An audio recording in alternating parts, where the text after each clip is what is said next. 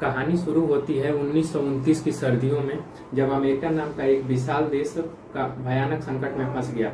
Share बाजार नाम की एक जादुई मशीन जो लोगों के सपने को सच करती थी, अचानक टूट गई। इसे महामंदी कहते थे।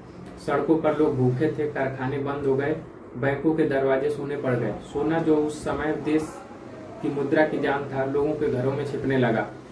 हर कोई इसे अपने पास रखना चाहता था, क्योंकि उन्हें डर था कि बुरा वक्त और भी बुरा होगा। 1933 में एक नया नायक आया, फ्रैंकलिन डी रूजवेल्ट। उसने देखा कि अगर सोना लोगों के पास ही रहा तो देश की सांसें अटक जाएंगी। उसने एक साहसी फैसला किया। उसने एक हुक्मनामा जारी किया, जिसे हम लोग आदेश 6102 कहते थे।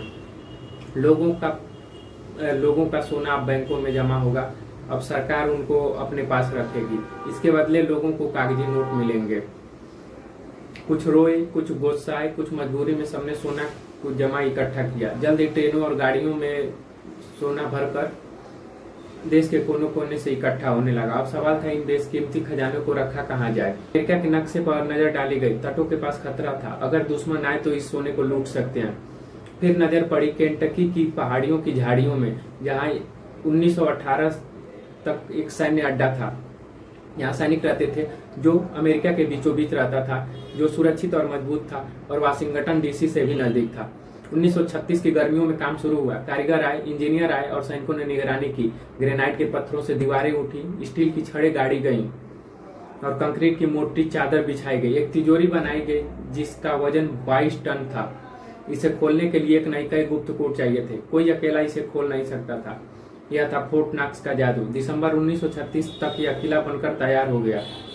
जनवरी 1937 में पहली ट्रेन यहाँ पे सोना लेकर पहुंची। सैनिकों ने लाइन बनाई, बंदूकें तानी गई, सोने की एक एक ईंट उस तिजोरी में रखी गई। लोग इसे देखकर कहते थे, यहाँ से सोना कोई नहीं ले जा सकता। फिर आया 1939 का दौर। दूसरा विश्व युद्ध छिड़ गया। आगे बढ़ रही थी और ब्रिटेन जैसे देश डर गए। उनके राजा और मंत्रियों ने कहा कि अगर हमारे सोने लूट लिए गए तो क्या होगा। उन्होंने अमेरिका की ओर देखा। अमेरिका ने कहा कि अपना सोना फोर्ट नॉक्स को दो। उसने जहाजों में लादकर सोना 1944 में एक बहुत बड़ी सभा हुई, जिसे ब्रेटन वुड्स कहते थे। 44 देशों के नायक वहां जमा हुए। उन्होंने फैसला किया कि अमेरिका डॉलर अब सोने से बंधा होगा। हर 35 डॉलर के बदले 1 औंस सोना देना होगा। फोर्ट नॉक्स उस वक्त दुनिया की सबसे मजबूत और बड़ी ताकत का प्रतीक बन गया, क्योंकि अमेरिका के पास उस समय दुनिया का 70% सोना था। लोग कहते थे कि जब तक फोर्ट नॉक्स है तब तक अमेरिका अडिग है। समय बीता और 1971 का समय आया।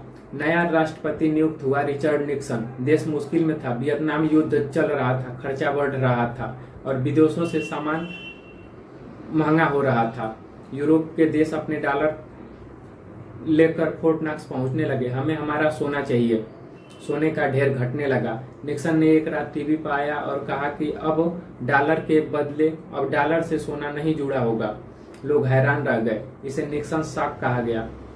ब्रेटन वुड्स की व्यवस्था टूट गई और दुनिया नई राह पर चल पड़ी। लेकिन फोर्ट नॉक्स में सोना वैसे ही पड़ा रहा, लगभग 147.3 मिलियन औंस सोना।